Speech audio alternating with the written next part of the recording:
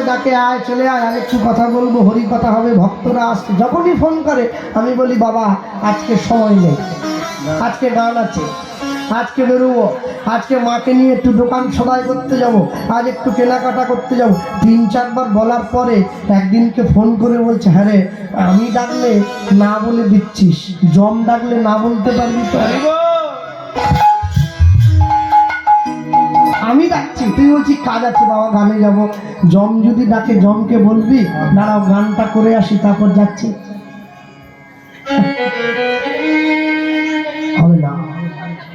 হ্যাঁ, একবার যখন সুযোগ পেয়েছো, বলার বদন পেয়েছো, ভালো না বলাটা কি ভালো হলো? রামকৃষ্ণ পরমহংসদেব লিখলেন, গর্ভে ছিলাম, যোগে ছিলাম, ঘুমে পড়ে খেলাম মাটি, দাত্রীতে কাটিল নারী, মায়ার বেড়ি কিসে কাটি। মানুষ মোহ ত্যাগ করতে পারে, মায়া ত্যাগ করতে পারে না। মায়া ত্যাগ যে করতে পারবে সে তো সাধু হয়ে বেরিয়ে চলে যাবে।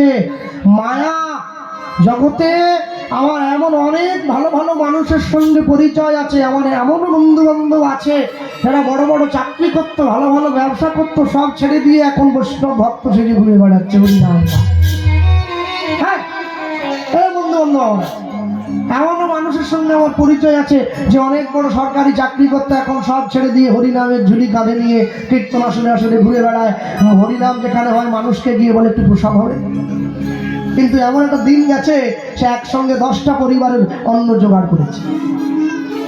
এইগুলো ছেড়ে দিয়ে এই সব কিছু ত্যাগ করে দিয়ে ভগবানের চরণে আসা যায়, কিন্তু আমার সঙ্গে এমন কোনো মানুষের পরিচয় নেই যে কিনা মন্ত্রিত্ব ছেড়ে দিয়ে গৌর চরণে নিজেকে সঁপে দিয়েছে।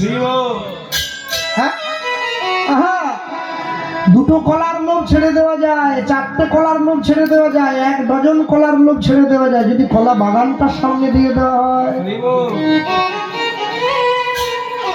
একবার রূপ সনাতনকে দেখুন তাকিয়ে, মন্ত্রিত্ব ছেড়ে দিয়ে গৌর চরণে চলে গিয়েছে। মন্ত্রী মানে কি?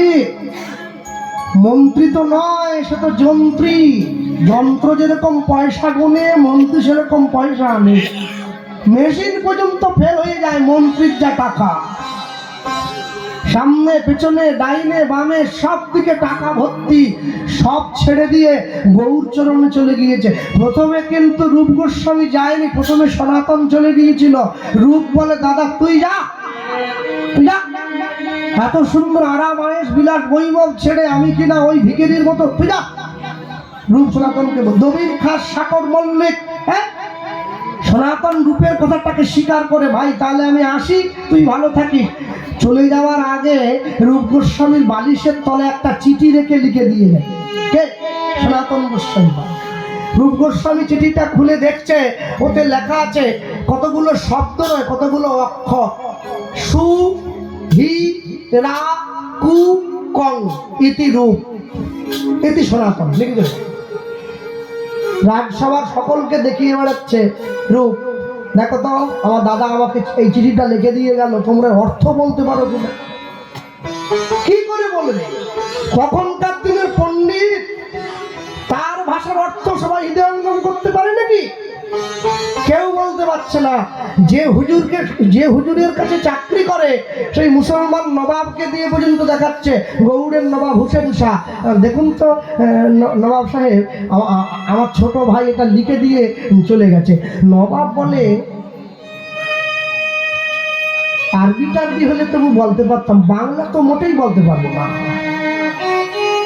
রূপ গোস্বামী বলে, আমি পারবো, আমার দাদা কি লিখে গেছে আমি জানি, কিন্তু নবাব বলছে তাহলে সবাইকে দেখিয়ে বেড়ালে কেন? সবার বিদ্যের দৌড়টা একটু দেখছিলাম,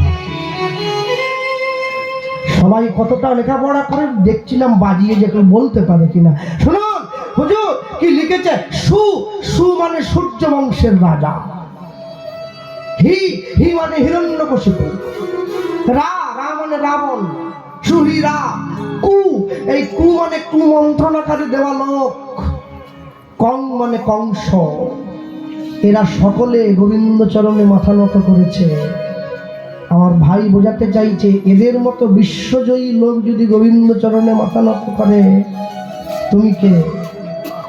ছেড়ে দিয়ে চলে এসো। এক কথায় ছুটে চলে গেছে গৌর চরণে। তবে তো আমরা বৃন্দাবন পেয়েছি, তবে তো আমরা বৃন্দাবন উদ্ধার করেছে। তাকিয়ে দেখো গৌর প্রেম রসার নামে রূপধ্বনি।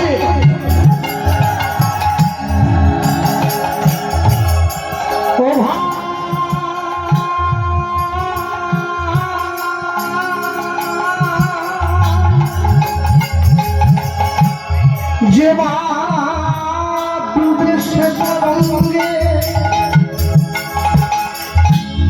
সে রাধা মাধব অন্তরঙ্গ।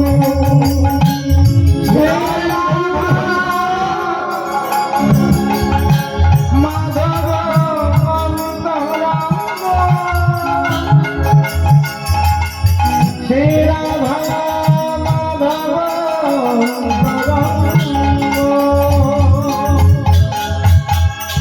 এইবারে আসল কথাটা লিখুন। গৃহে বা মনে থাকো তোমরা হাগুরাঙ্গ বলে ডাকো। ও গৃহে মনে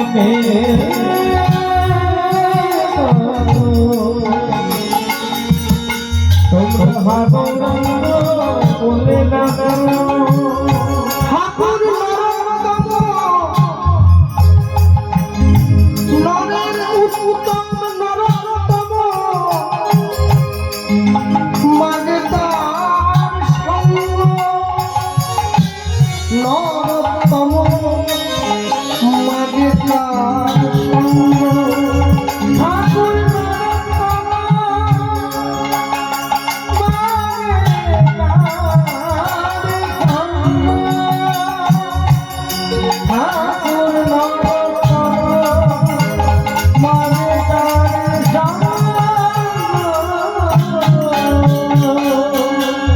আমি এক মুখে বলতে পারি, আমি এক মুখে বলতে পারি আমার গৌর গোবিন্দে লীলা মাধুরী।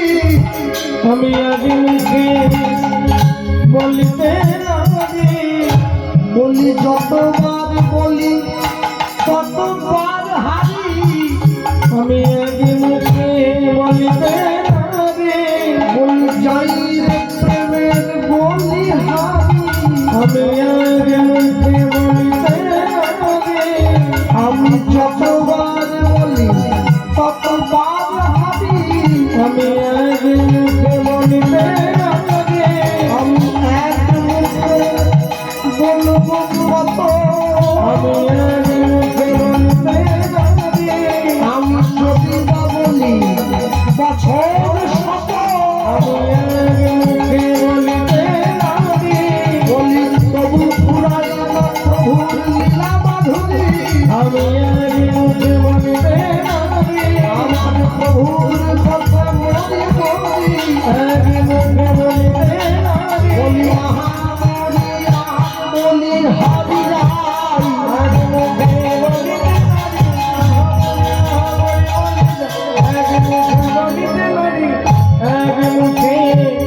বলিতে নারী ঠাকুর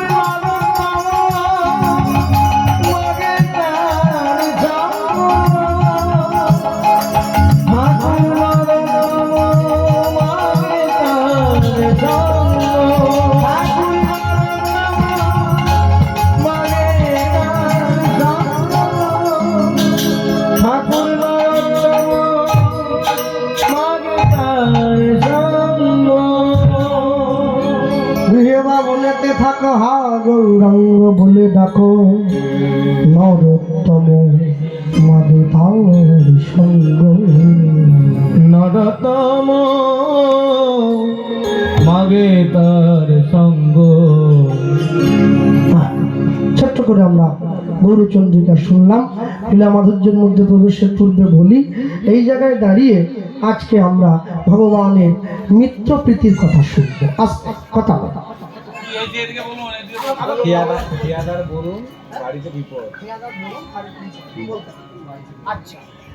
খেয়াদা থেকে যিনি এসছেন বরুণ বাবু, আপনার বাড়িতে একটু বিপদ হয়েছে, আপনাকে